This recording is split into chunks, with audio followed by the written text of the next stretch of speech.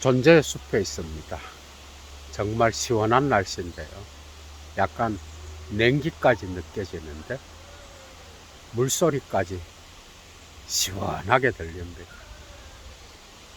니체의 도덕의 계보와 40번째 강의 이어나갑니다. 제3논문 2절 중반까지 하다가 끝냈는데요. 서문 빼고 36번째 강의입니다. 예도의 클래스로 오늘 또 니체의 10년을 밝히 드러내겠습니다. 클래스의 차이를 아시고 애청하시는 분들 좋아요 잊지 마시고요. 여건이 되시는 분은 사막의 철학을 위하여 자발적 수업료 보내주시면 감사하겠습니다. 강의 이어나갑니다. Und Luthers Verdienst ist vielleicht in nicht größer als gerade darin, den Mut zu seiner Sinnlichkeit gehabt zu haben. 이렇게 되어 있습니다. 그리고 루터의 업적은 아마도 자신의 관능에 대한 용기를 가졌다는 바로 그 점에서 가장 크게 드러난다. 성직자로서 그죠? 용기를 갖고 감각적 쾌락에 대한 용기를 가졌다라고 하는 거죠. 그래서 결혼을 했다라고 하는 거죠. 이것은 루터에게 있어서 가히 복음 중에 복음이라. 이게 루터의 업적 중에 가장 크다는 거. 니체는 이렇게 해석하고 있어. 사실 니체 이후에 20세기 포스트 모더니즘 담론가 오늘까지 철학은 그죠. 이 관능, 감각적 쾌락은 거의 주제로 한다고 해도 과언이 아니야. 거기에는 당연히 프로이트가 있겠죠. 그죠? 듀라스, 파스칼 키나르 같은 그런 문학가들. 이름을 언급하기가 끝이 없을 정도. 그게 주제라고 해도 과언이에요. 계속 이어나갑니다. 그래서 관능에 대한 용기를 가졌다라고 하는 거예요. 이게 루터의 업적에서 가장 크다. 갈로. 이게 정말 재미있는 내용인데, Man his 지 damals zahlt genug die evangelische Freiheit. 사람들은 지, 이건 당연히 진리카이트, 관능을 받겠죠. 그죠? 그 당시에 관능, 감각적 쾌락을 짤트 겨놓고 애정을 담아서 부드럽게 복음의 자유라고 불렀다. 사실 독일어의 에반겔리슈는 개신교의 이런 뜻을 갖고 있어요. 프로테스탄트예요. 그러니까 가톨릭에서는 갖지 못했던 성직자가 결혼을 해서 관능을 향유할 수 있는 거죠. 그래서 개신교만의 자유, 이렇게 번역해도 되는 거예요. 에반겔리슈, 복음적인, 프로테스탄트적인, 개신교적인 이런 뜻을 갖고 있어요. 재미있죠, 여러분. 그지? 그래서 사람들은 그 당시에 이 관능을 아주 부드럽게 애정을 담아서 개신교적 자유라고 불렀어. 복음의 자유라고 불렀는데 재밌죠, 그죠? Selbst aber in jenem Fall, wo es wirklich jenen Gegensatz zwischen Keuschheit und Sinnlichkeit gibt. 실제로 순결과 관능 사이에 저 대립이 존재하는 저 경우에 있어서조차도 심지어 braucht es glücklicherweise noch lange kein tragischer Gegensatz zu sein. 그것은 다행스럽게도 더 이상 어떤 비극적 대립일 필요는 없다는 거예요. 그러니까 순결, 정숙과, 그죠? 정숙함과 관능 사이에는 대립이 있기는 있어도 실제로는 어떤 비극적인 대립으로까지 가서 어느 하나를 선택하는 방식으로 나가는 거는 다행스럽게도 아니다 이 말이에요. 사실 그 당시에 이미 스탕달이라든지 그치? 이 프랑스의 위대한 문학가죠, 그죠? 연애론에서도 표현하듯이 니체는 스탕달을 참 좋아했어요. 이 3논문 뒤에서 또 스탕달의 어떤 미학을 언급하면서 칸트와 쇼펜하우어의 미학을 까는 그런 부분도 나타나요. 재밌겠죠. 비극적인 대립으로까지는 나갈 필요가 없다는 거예요. 이건 다행스러운 일이다. This duel부터 베니스텐스 피얼 알레 볼 게라테너런 볼 게무터런 슈테얼플리헨 겔텐.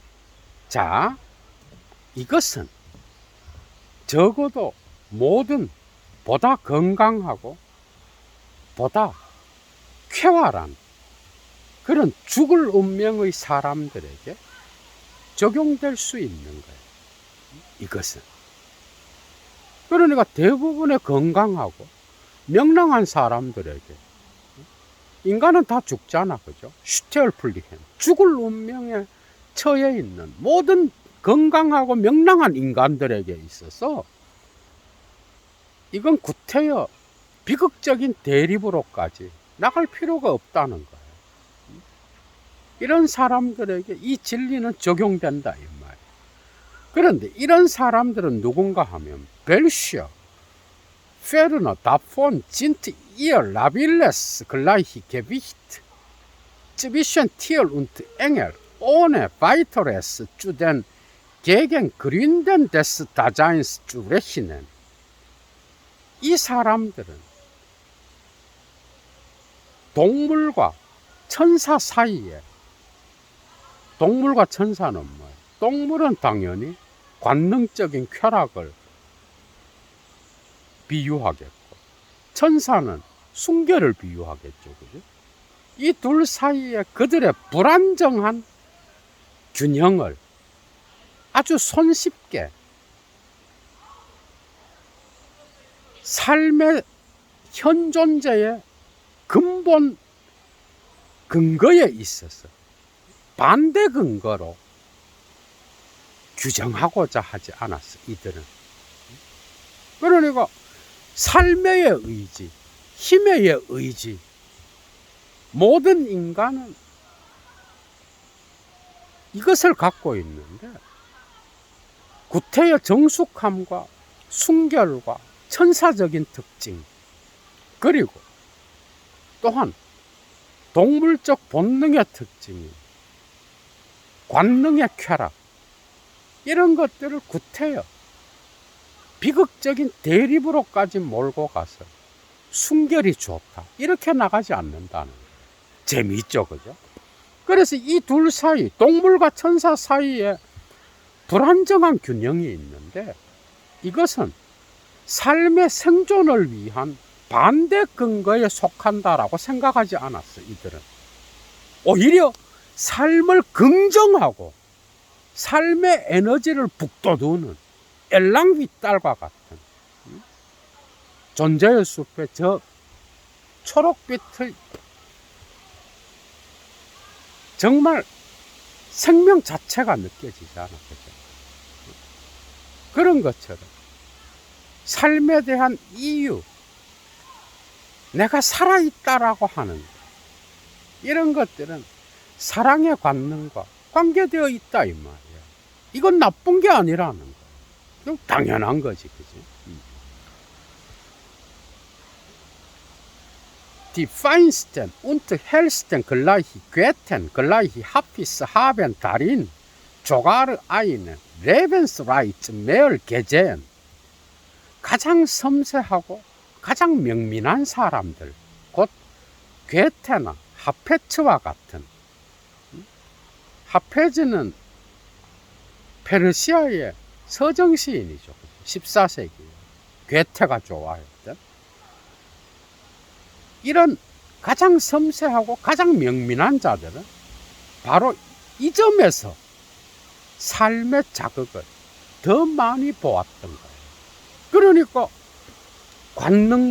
관능적 쾌락, 감각적 쾌락, 이것은 금지해야 될 것이 아니라 오히려 삶을 긍정하는 힘으로서 나타난다라고. 괴테 역시도 긍정했다 이 말이야. 괴테를 끌어들이는 거야.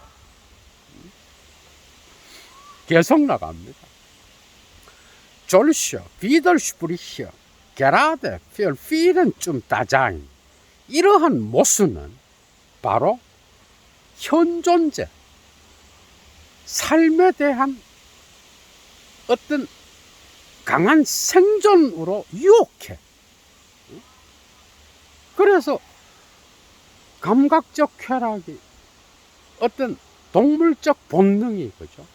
천사와 같은 순결한 마음과 대립되어서 나타나는 그 힘이 비극적으로 나가는 게 아니라 이 삶을 긍정하는 힘으로써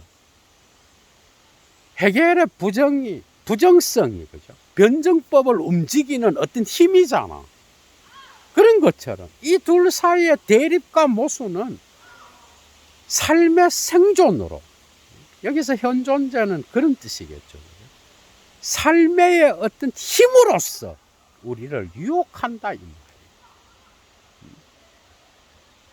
안더를 짜이츠, 다른 한편으로 펠슈테트 S 지힌 누얼 쭈구트, 다음과 같은 사실은 너무나 잘 이해되는 일인데, 그게 뭔가 하면은 Das Ben einmal die verunglückten Schweine dazu gebracht werden, die Keuschheit anzuwenden.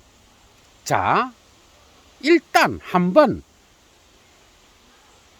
불행에 빠진 돼지들이 순결함을 숭배하게 될 때, und es gibt solche Schweine, 이런 불행에 빠진 돼지들이 실제로 존재하는데, 그러니까 이 불행에 빠진 돼지들이 순결이나 정숙함을 숭배하게 될 때, 이해가 되죠, 그죠? 이때에 이들은 인이열, 순결 속에서 누월 이열엔 개견자츠, 그들의 정반대의 것 된 개견자츠 좀 verunglückten Schweine ziehen und anbeten werden. 이 불행에 빠진 돼지와 정반대되는 그런 것을 순결함과 정숙함 속에서 보게 되고, 그리고 그것을 숭배하게 될 것이다. 이거는 우리가 너무나 잘 이해할 수 있는 거다 이 말이에요. 이질적인 것과 완전한 타자성을 인간은 숭배하고 신기해하는 그런 면이 있죠. 사실은 사랑의 관계에서도 그래요. 타자에게서 완전히 다른 것. 그래서 나에게는 부재해 있는 것, 그걸 부러워하고 인간은 그거를 뭔가 신성시하고 신비해하고, 그래서 연애를 하다가 이 신비스러움이 이제 벗겨지면 콩깍지가 벗겨진다 그러는 거죠. 그런 정반대의 것을 숭배하는 특징이 있는 거예요. 이게 바로 신비인 거예요. mit was für einem tragischen Gegrund und Eifer. 어떤 종류의 비극적인 꿀꿀거림과 열심으로 그렇게 했던가. 이 불행에 빠진 돼지들이, 이 실패한 돼지들이 어떤 종류의 비극적인 꿀꿀거림, 개구른지, 그리고 열심으로 이 순결을 숭배했던가 이 말. 재미있죠, 그죠? 만칸 에스지 히텐켄. 사람들은 다음과 같은 것을 상상할 수 있다. 그게 뭔가 하면은 얘는 peinlichen und überflüssigen Gegensatz, den Richard Wagner unbestreitbar am Ende seines Lebens noch hat in Musik sitzen und auf die Bühne stellen wollen. 자, 그게 뭔가 하면은 리샤르트 바그너가 거부할 수 없이 자신의 생애 말년에 음악 속에 집어넣어서 무대 위로 올리고자 했던 바로 저 고통스럽고 불쾌하며 불필요한 그러한 저 대립 우리는 상상해 볼 수 있다는, 그죠? 그러니까 초기의 바그너는 이 인간의 본성을 긍정하고 이 관능을 이해하고 예술로 표현하기까지 했던 위대한 예술가였는데 왜 점점 이 관능으로부터 순결로 옮겨져서 순결함을 숭배하는 그런 비예술가적인 존재가 되었는가 개탄하는 거예요. 보츠도호 비만 빌히 프라겐 다르프. 사람들은 당연히 다음과 같이 질문할 수 있는데 보츠도호 무엇을 위하여 바그너는 그렇게 했는가? 무엇 때문에 관능을 버리고 트리스탄과 이졸데에서도 나타나요. 그리고 점점 파르지팔의 어떤 성배 기사들의 순결함으로 옮겨갔던가 이 말이에요. 무엇 때문에 무엇을 위하여 보쭈 denn was gingen uns die Schweine an. 도대체 바그너와 저 돼지는 무슨 관계가 있단 말인가? 그리고 저 돼지들과 우리는 도대체 무슨 상관이 있단 말인가? 이러면서 이제 2절을 끝내는 거예요. 재미있죠, 그죠, 여러분? 니체의 글쓰기가 참 때리다가 말하듯이 한번 그 미로에 빠지면 나오지 못할 정도로 읽으면 읽을수록 다의적인 의미로, 그죠?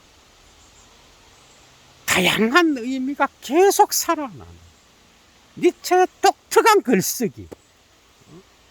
1차 자료의 원문을 읽지 않고는 니체의 맛을 도무지 느낄 수 없는 당연한 거죠. 요약이 안 돼요, 니체의 책은. 그래서 직접 읽는 게 그 맛을, 뭐 다른 철학자들도 그래요, 사실은. 자, 3절로 들어갑니다.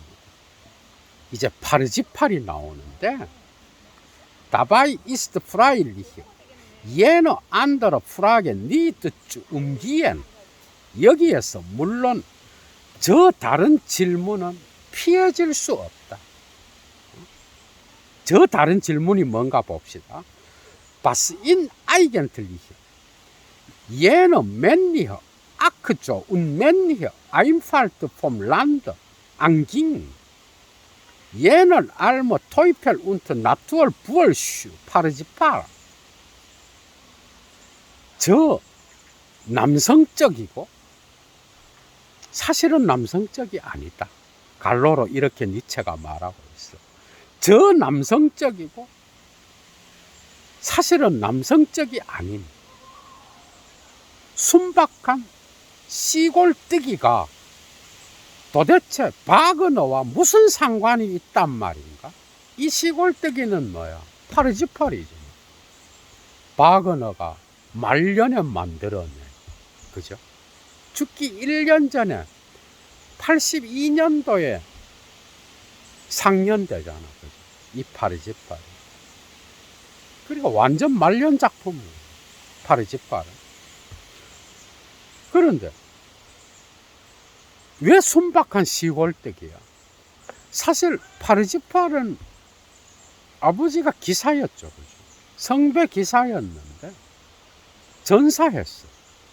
그래서 어머니는 아들을 전사로 키우지 않도록 하기 위하여 그냥 무술도 안 가르치고 어떤 것도 안 가르쳤어. 그냥 자연인으로 키웠어. 그러다가 나중에 이제 어머니가 돌아가시고 어떤 다양한 이야기들을 통한 성배 기사의 왕이 되잖아. 성창을 찾아서 왕의 상처를 낫게 하고 그가 그 왕의 왕위를 물려받게 되는데 이 자연아, 이 야생에서 살았던 그러한 결코 남성적이지 않았던 이자가 성배 기사단의 왕이 돼. 이게 파르지팔의 이야기입니다. 사실은 구원, 죄책감으로부터 해방되는 구원의 이야기인 거야, 이거는. 그래서 상당히 종교적이에요. 재미있죠, 그죠? 예늘 알머 토이페 운트 나투얼 부얼슈 파르지팔. 저 가련한 악마적이고 야생적인 청년, 자연아인 파르지팔. 그런데 이 파르지팔은 폰임 바그너에 의하여 미쪼페얼 팽리한 미텔른 슐리슬히 카톨리슈 게마트 비얼트 매우 위험한 수단을 가지고 바그너에 의하여 마침내 카톨릭적으로 만들어진 인물인 거야. 재미있죠, 그죠? 어? 이 파르지팔 위험한 방식으로. 이게 니체 해석인 거야. 그리고 또한 미심쩍은 방식으로 펠팽리히 그런 수단을 갖고 창작된 파르지팔. 이것은 독일의 중세 시인에 의하여 이미 쓰여졌고 그리고 바그너에 의하여 다시 쓰여지죠. 그죠? 이 파르지팔. 재미있습니다. 그게 도대체 이 순박한 청년, 자연 속에서 살았던 이 청년인 파르지팔이 바그너와 무슨 상관이 있단 말인가? 이 질문은 피해질 수 없는 거다, 이 말. 계속 나갑니다. B. 어떻게 하여 그런가? 발, 디젤, 파르지팔, 위벌, 하우프트, 에언스트, 게마인트. 이 파르지팔은 도대체 진지하게 생각된 적이 있었던가? 단 한 번이라도 진지하게 고찰된 적이 있었던가? Man könnte nämlich perjutet sein, dass umgekehrte zu Mundmassen selbst zu wünschen. 사람들은 전도된 것을 추측하고 파르지팔에게서 그죠? 뒤집어진 정반대의 것을 추측하고 심지어 원하기까지 하도록 유혹받을 수 있을 것이다. 파르지팔에서 니체가 볼 때는 점점 더 바그너적인 것을 비바그너적으로 만들었던 게 파르지팔인데 사람들은 오히려 정반대되는 것을 파르지팔에게서 추측하고 원하기까지 한단 말이야. 그게 뭔가 봅시다.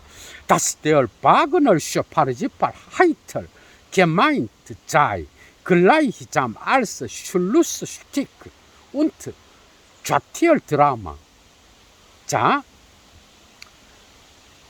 바그너적인 이 파르지팔은 말하자면 종막극과 같이 그리고 사티로스의 드라마와 같이. 사티로스가 누구예요? 디오니소스를 따라다니는 정령들이죠. 그죠? 그런 드라마와 같이 아주 명랑한 것으로 바그너의 파르지팔은 의도되었던 거야. 이렇게 뒤집어진 방식으로 생각해. 그러나 비극이 명랑하게만 표현된다면 그 비극은 힘을 잃게 된다는 거예요. 이거는 이미 니체의 비극의 탄생에서도 나타나. 그래서 초기와 중기와 아직 종교적으로 돌아서지 않았던 그 바그너는 비극 자체의 힘을 긍정했던 자였는데 이 비극을 희극으로 만들고 명랑하게 만들고 그렇게 함으로써 비극의 힘을 잃게 된 이 비바그너적인 것, 이걸 니체는 지금 까고 있는 거예요. 자, mit dem der tragical Wagner auf eine gerade im Gewirrende und würdige Weise von uns auf von sich vor allem von der Tragödie habe Abschied nehmen wollen. 자, 이러한 종막극이나 사티로스의 드라마와 같은 바그너의 파르지팔, 그것으로서 비극작가 바그너는 바로 자신에게 걸맞는 그런 품위 있는 방식으로 우리에 대하여 작별을 고하고자 했으며 또는 자기 자신에 대하여 무엇보다도 비극 자체에 대하여 작별을 고하고자 했다라고 하는 거예요. 니체는 이게 마음에 안 드는 거예요. 비극 자체는 비극으로서 힘을 얻는 거야. 그죠? 그런데 비극을 점점 종교화시켜서 이걸 희극으로 만든다는 거예요. 그래서 구원의 어떤 종소리를 울려 퍼지게 한다는 거예요. 이건 말이 안 되는 거예요. nämlich mit einem Exzess heister und mutwilligster Parodie auf das tragische Selbst, auf den ganzen schauerlichen, elenden Ernst und elenden Jammer von Erdem, auf die endlich überwundene gröbste Form in der Widernatur des asketischen Ideals. 자, 그런데 어떤 패러디를 거쳐서 이러한 작별을 고하게 됐는가 하면은 과도하게 흘러 넘치는 어떤 그런 패러디가 나타났어. 경박한 패러디. 니체가 볼 때는 가장 경박스러운 비극 자체를 과도하게 넘쳐 흐르는 어떤 가장 경박스러운 패러디, 비극 자체를 패러디했고요. 그리고 두 번째는 아주 저 옛날의 것에 완전한 전율할 만한 현세적 진지함과 현세적 비참함, 세속적이고 세속적인 어떤 진지함과 세속적 비참함, 현세적인 이런 것에 대한 경박한 패러디를 만들었고, 그리고 세 번째는 마침내 극복된 어떤 가장 조야한 형식, 금욕주의적 이상의 반자연. 자연은 뭐죠, 그러면? 자연은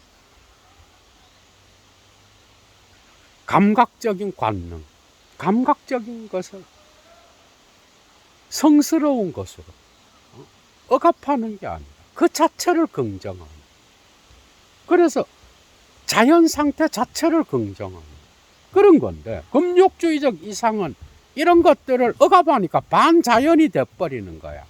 그런 것 안에서 나타나는 마침내 극복된 가장 조야한 형식에 대하여 가장 경박한 패러디를 해버려. 이런 패러디로 자기 자신과 그 다음 바그너의 음악을 사랑하는 관객들과 그리고 그의 음악의 비극적 특성 이런 거로부터 다 작별을 고하게 된 거야. 이런 경박한 패러디를 가지고. 여기에 바그너의 실수가 있다 이 말이야. 재미있죠, 그죠?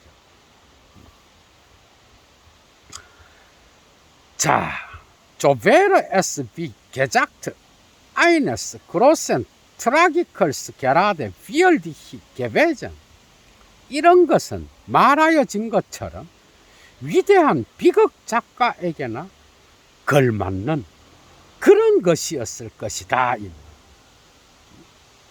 그런데 이런 것들을 보여주다가도 바그너는 결국 자기의 예술성을 파괴하는 쪽으로 나간 거예요.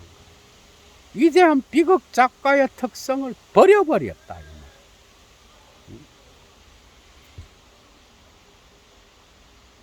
Als welcher, wie jeder Künstler, ernst dann auf den letzten Gipfel seiner Größe kommt, wenn sich unter seine Kunst unter sich zu ziehen weiß.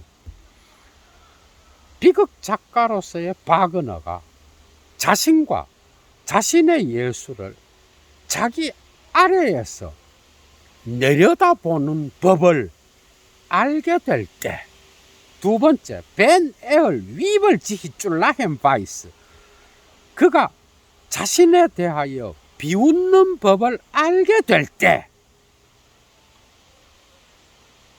이 위대한 비극 작가는 자신의 위대함의 마지막 정점에 도달하게 된다 이 말이에요.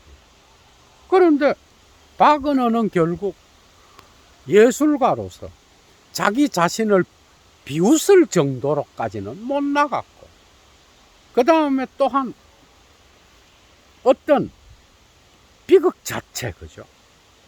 자신과 자신의 예술을 자기 아래에서 내려다보는 이런 데까지는 못 나간 거예요. 이렇게 될 때라야만이 그는 진정한 비극 작가로서 최고 정점에 이르게 되는데 이렇게 못했다 이 말. 안타깝다. 참 계속 갑니다.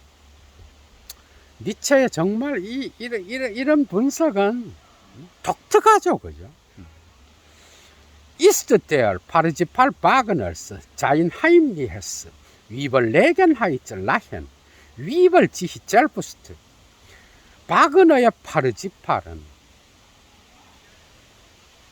자기 자신을 은밀하게 비웃는 그런 우월감과 같은 것이었던가? 그리고 Der Triumph seiner Errungenen, letzten höchsten Künstler Freiheit, Künstler Jenseitigkeit. 그에 의하여 정치된 마지막 최고의 예술가적 자유의 승리였던가? 아니면 예술가적 저편의 승리였던가? 이 파르지팔은 니체가 볼 땐 아니라는 거예요. 이런 정도로까지 예술가적 자유로 나가지 못했고, 그리고 이런 정도로까지 예술가만이 갖고 있는 저편으로 승리를 거둔 게 아니다 이 말이야. 이 파르지팔은. Man möchte es wie gesagt wünschen. 사람들은 우리가 이미 말했듯이 다음과 같은 것을 원할 수도 있을 것이다. Denn was würde der ernst gemeinte Parzifal sein? 도대체 진지하게 의도된 파르지팔이라고 하는 것, 진지하게 생각된 파르지팔이라고 하는 건 도대체 무엇이 되어야 되는가? 계속 질문합니다. 한만 비엘클리히 뇌티히 사람들은 실제로 다음과 같은 것을 할 필요가 있는가? 곧 인임 그 안에서 파르지팔이지. 진지하게 생각된 파르지팔. 그 안에서 갈로 비만지히 개겐 미히 아우스트리트 하트 사람들은 니체 자신 곧 나에 대항하여 다음과 같이 자기 자신을 표현하기를 원했는데 곧 이 파르지팔 안에서 Die ausgewohlte eines toll gewordene Hasses auf Erkenntnis, Geist und 진리keit 주지엔 인식과 정신과 감각적 쾌락, 곧 관능 이런 세 가지에 대하여 광기 어린 증오의 산물을 이 파르지팔 안에서 사람들이 실제로 볼 필요가 있었던가? 아니라는 거지. 원래 바그너는 이런 것들에 대하여 증오를 갖지 않았어. 인간적이고 너무나 인간적인 예술가였는데 이 인간적인 것을 이제 신적인 것으로 끌어올린 그런 예술가가 된 거야. 아, 재미있죠, 그죠? 그리고 두 번째, einem Fluch auf Sinne und Geist in einem Hass und Atem. 곧 감각과 정신에 대하여 한 번의 증오와 한 번의 호흡으로 감각과 정신에 대한 저주를 이 파르지팔 안에서 사람들은 볼 필요가 있었던가? 계속 수사학적 질문을 통해 비판하고 있는. 왜 감각과 정신을 긍정했던 자가 이제는 거기에 저주를 퍼붓는 예술가가 되었느냐? 역질문을 읽어내야 되는 거야, 여러분들. 자, 이 질문은 계속 이어집니다. Eine Apostasie und Umkehr zu christlich krankhaften und obskurantistischen Idealen. 그리고 그리스도교적으로 병든 반계몽주의적 이상으로 이탈해 가고 그리고 이런 이상으로 전향해 가는 것을 파르지팔 안에서 사람들은 볼 필요가 있었던가? 왜 이렇게 갔는가? 바그너는. 이 질문은 또 마지막으로 계속됩니다. Und zuletzt gar ein sich selbst verleihen, sich selbst durchstreichen von Seiten eines Künstlers, der bis dahin mit aller Macht seines Willens auf das Umgekehrte, nämlich auf höchste Vergeistigung und Versinnlichung seiner Kunst ausgewiesen war. 곧 그때까지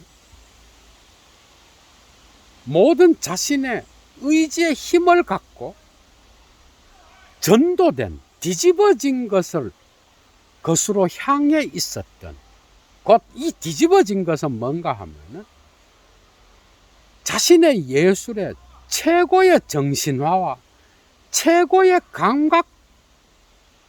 감각화를 향하여 나아가고 있었던 바로 그 예술가의 편에서 자기 자신의 부정과 자기 자신을 삭제하는 이런 것들을 마지막으로 사람들은 볼 필요가 있었던 것. 이해가 되죠, 그죠? 그러니까 바그너는 사실상 초기와 중기와 이 파르지팔 이전에, 그죠? 니벨룽엔도 어떻게 보면 니벨룽겐의 반지도 니체의 마음에 안 든 거예요. 사실은 그 네 번째 극 4부의 제목이 뭐예요? 니벨룽겐의 반지. 괴틀 데머룽이잖아, 그죠? 신들의 황혼인 거야. 니체가 자신의 우상의 황혼을 이 바그너의 니벨룽겐의 반지에 제4부의 제목을 까면서 괴틀 데머룽을 괴짠 데몽으로 바꿨던 거야. 재미있죠, 그죠, 여러분? 얘도가 우상의 황혼 강의할 때 여러 곳에서 이야기했는데, 신들의 황혼 웃기는 얘기하고 있네. 그건 바로 우상의 황혼이다. 이러면서 제목을 바꿔버린 거예요. 원래 산책자들이라고 하는 그런 제목으로, 다른 제목으로 달려고 했어, 우상의 황혼을. 그런데 니벨룽겐의 반지의 네 번째 극의 제목, 거기에 대한 반대급부로 우상의 황혼이 나온 거야, 여러분. 바그너와의 관계도 참 독특하죠, 그죠? 니체는. 그래서 원래 바그너는 자신의 예술을 최고로 정신화시키고 최고로 감성화, 광각화시키는 그런 멋진 예술가였어. 그런데 결국은 파르지팔과 더불어 이런 예술가의 편에서 자기 자신을 부정하고 또는 자기 자신을 말살하고 삭제해버리는 이런 지경으로까지 나가게 됐다는 거예요. 이런 것들을 사람들은 파르지팔 안에서 볼 필요가 있느냐 이 말이에요. 없다는 거죠. 재미있습니다. 바그너는 30년대에 결혼식, 그 다음 요정, 연애 금지, 또 다른 작품, 그리고 40년대에도 위대한 이 30년대 작품들을 바그너는 자기 자신은 좋아하지 않았어요. 40년대 이리저리 떠돌아다니는 네덜란드인, 여러분들 아시죠? 그 다음에 탄호이저, 로엔그린. 사실은 이 로엔그린이라고 하는 이 오페라에서 이미 파르지팔이 나와요. 로엔그린은 성배 기사죠, 그죠? 그가 고백하면서 파르지팔은 바로 자기 자신의 아버지였다. 성배 기사의 왕이었다. 어떻게 보면 로엔그린에서 이미 말기에 이 파르지팔이 예언된다고 해도 과언이 아닙니다. 참, 이런 것들을 거쳐서 이제 50년대 말부터 후기 작품들이 막 쏟아지죠.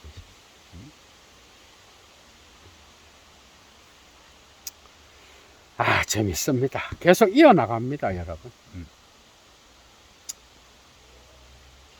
Und nicht nur seiner Kunst, auch seines Lebens.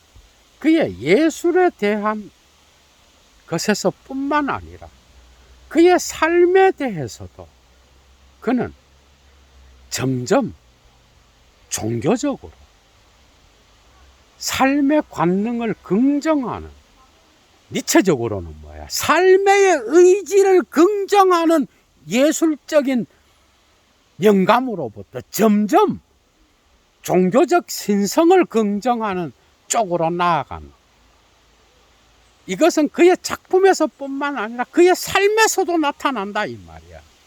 예술 세계에서 뿐만 아니라 그의 삶의 세계에서도. Man erinnert sich, wie begeistert seiner Zeit Wagner in den Fußstapfen des Philosophen Feuerbach gegangen ist. 다음과 같은 사실을 기억해 보라. 곧 바그너가 자기 자신의 시대에 철학자 포이에르바하의 발자취를 얼마나 감격해 하면서 따라갔는지를 한번 기억해 봐라. 포이에르바하는 뭐예요? 특히 해겔 철학에 대한 대립으로서 자신의 유물론을 이야기했던 철학자죠. 청년 해겔 학파로서.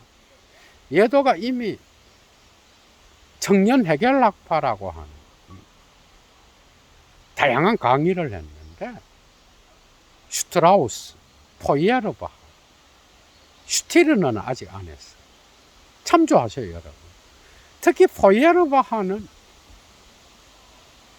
해겔의 절대정신의 어떤 철학을 비판하면서 인간의 유물론적, 육체적 쾌감, 감각적인 것, 이런 것들을 아주 소중히 여기죠. 그죠? 그의 전체 작품에서 다 나타나 이 관능적이고 감각적인 것을. 그의 유물론 철학의 특징이야. 이것이 이제 마르크스한테서 받아들여져서 포이에르바하 태제가 되죠. 그죠? 이런 방식으로 나가. 물론 비판적으로 포이에르바하 태제를 쓰게 되는데, 마르크스가. 예도가 이미 마르크스 강의에서 따로 하긴 했는데, 보다 세밀하게 또 해야 돼. 그런데 바그너는 이 포이에르바하를 따라갔어. 특히 초기에. 포이에르바하 철학이 이 청년 해겔 학파가 독일의 정신을 지배했던 시기가 1830년, 40년대야. 그죠? 그러니까 니체가 태어나기 전인 거예요. 거의 태어났던 시기죠. 그죠? 근데 이 바그너한테는 한참 활동하는 청년기였던 거예요. 맞죠? 그죠? 이 포이에르바하의 철학을 따라갔어. 그런데 이런 감각적 쾌락을 잘 이해하고 있었던, 인간적인 것을 잘 이해하고 있었던 이 바그너가 왜 이걸 버리고 다른 길로 갔느냐, 이 말이에요. 다 이해가 되죠. 그죠? 그래서 포이에르바하 작품, 이 감각적인 것은 전체에서 다 나타나.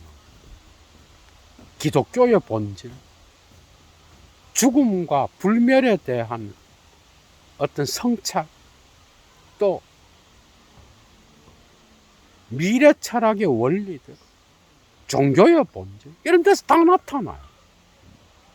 계속 따라갑니다. 재미있죠, 그죠? 포이에르바하스 보르트 폰 데얼 개준된 진히카이트, 포이에르바하의 건강한 감각이라고 하는 말, 개준된 진히카이트, 이게 뭐예요? 건강한 관능, 인간에게 있어서 인간의 신체적 조건을 갖고 있는, 포이에르바하는 몸철학을 중요히 여겼죠. 그죠? 포이에르바하는 아주 중요한 철학자예요. 프로이트랑도 연결될 수 있고, 니체가 참 좋아했어. 그래서 해겔이 이 감각적인 것을 지향시켜서 점점 신적인 것으로 갔는데, 이걸 뒤집어서 이거는 인간 자체를 형성하는 조건이라고 본 거예요. 그래서 관능적이고 감각적인 것은 인간의 건강함을 표현하는 거예요. 이러한 포이에르바하의 명제를 따라갔어, 바그너도. Das Klang in den 30er und 40er Jahren Wagnerschen gleich vielen Deutschen. Sie nannten sich die jungen Deutschen wie das Wort der Erlösung.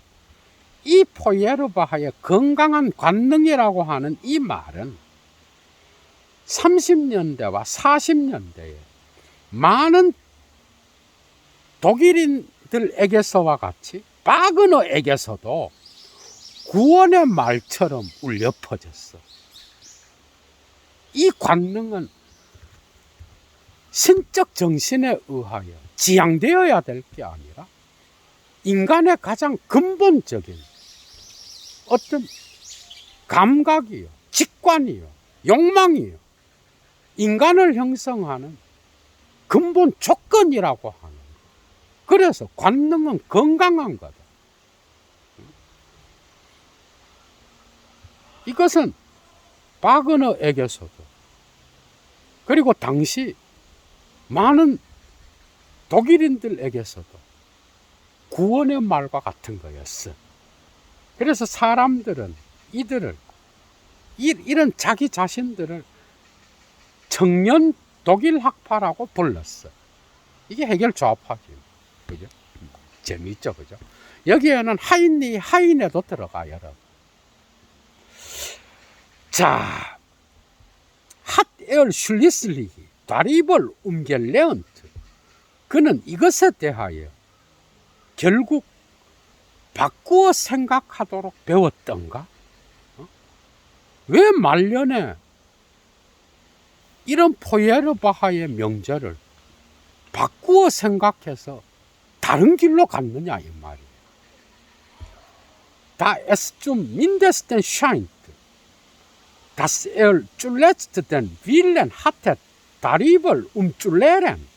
왜냐하면 적어도 바그너는 결국 이것에 대하여 바꾸어 가르치려는 의지를 갖고 있었던 것처럼 적어도 보인다 이 말이에요. 그렇기 때문에 바그너는 이런 포예르바하의 명제를 젊었을 땐 따라갔고 노년이 되면서는 버리게 됐던 이유, 이 명제를 바꾸어 생각하도록 배우고 바꾸어 가르치려는 의지를 가졌다라는 거. 재미있죠, 그죠? 자, 하나 정말 다 이해가 되죠, 여러분. 많은 부분이 해결됐을 거예요. Und nicht nur mit den Partizipal Posaunen von der Wiener herab. 무대 아래를 보면서 단순하게 파르지팔의 나팔을 불어댔던 것만이 아니다. 그럼 뭐가 또 있느냐? In der Trieben ebenso und Freien und Rattrosen Schriftstellerei seiner letzten Jahre gibt es hundert Stellen. 자, 음울하고 부자유스러우며 또한 당혹스러운 그의 말년의 저술들에는, 그러니까 작곡가니까 악곡들을 말하겠죠, 그죠? 그의 말년의 저술들에는 뭐가 있는가 하면 수백 가지의 악절들이 있다 이 말이야. 근데 이 악절들은 어떤 악절들인가 하면은 비밀스러운 소망과 의지가, 그런데 이 의지는 어떤 의지인가 하면은 ein Verdacht und sicherer und ein geständiger Wille verrät. 겁먹어서 소심하며 불확실하고 자기 고백적이지 않은 그런 의지, 그런 은밀한 소망과 의지를 무심코 드러내는 수백 개의 악절들이 그의 말년의 저술들에 존재한다 이 말이에요. 작곡했던 그 글들에는. 그런데 이런 소심하고 불확실하고 자기 고백적이지 않아서 뭔가 미심쩍은 이런 의지는 어떤 의지인가 하면은 ganz eigentlich 완전하게 본래적으로 방향을 틀어서 전향하고 Bekehrung 개종하고 Verleihung 부정하며 크리스텐tum 그리스도교적이고 미텔알털, 중세적인 쭈프레디겐 이런 것들을 설교하는 그런 의지, 그리고 운트자인은 융은 쭈자겐 자신의 제자들에게 다음과 같이 말하는 의지, 뭐라고 말하는가 하면 Es ist nichts, 그건 아무것도 아니다. Tut das Heil woanders, 다른 곳에서 구원을 찾아라 라고 말하는, 이제 구원을 끌어들이는, 그래서 너무나 그리스도교적인 것으로 되어버린 바그너, 지금 그 얘기예요. 조가르, 심지어 Das Blut des Erlösers wird einmal angerufen, 구원의 피까지 심지어 불러들여지고 있다 이 말이야. 파르지파르는, 그죠?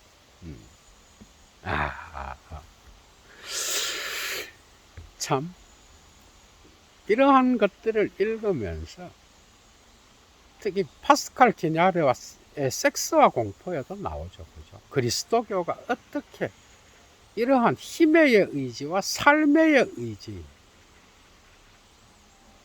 사랑의 에로스를 억압했는지, 어떻게 성욕을 억압했는지, 우리는 한번 생각해 볼 필요가 있는 거야, 그죠? 이런 니체의 망치질을 통하여 어떤 것들이 인간을 비인간화시키고, 또한 너무나 인간적이고 인간적인 본능을 억압하게 되었는지 우리는 한번 생각해 볼 필요가 있는 거예요. 그래서 니체는 바그너의 작품들 중에서 말년에 쓰여진 이 종교적인, 심지어 가톨릭적인, 이 중세적인, 그리고 종교 의례를 연상시키는 이 무직 드라마, 음악극을 비판하고 해체하고 있습니다. 실제로 이것은 바그너의 바이로이트 극장에서 상영될 때, 그죠? 너무나 종교적이고 엄숙하고 성스러운 분위기 때문에 막이 끝날 때마다 박수 소리조차도 내지 않았다고 해요. 그러나 오늘날은 그렇지 않겠죠, 그죠? 그런 정도로 바그너에서 가장 종교적인 엄숙성을 나타내는 그런 작품이라고 할 수가 있어요. 예도 강의 마칩니다, 여러분. 재미있죠, 그죠? 바그너는 계속되고, 이것이 이제 니체의 미학을 통해 쇼펜하우의 미학으로 옮겨가서 어떤 방식으로 전개되는지 우리가 계속해서 살펴보겠습니다. 행복한 시간 보내십시오. 추스!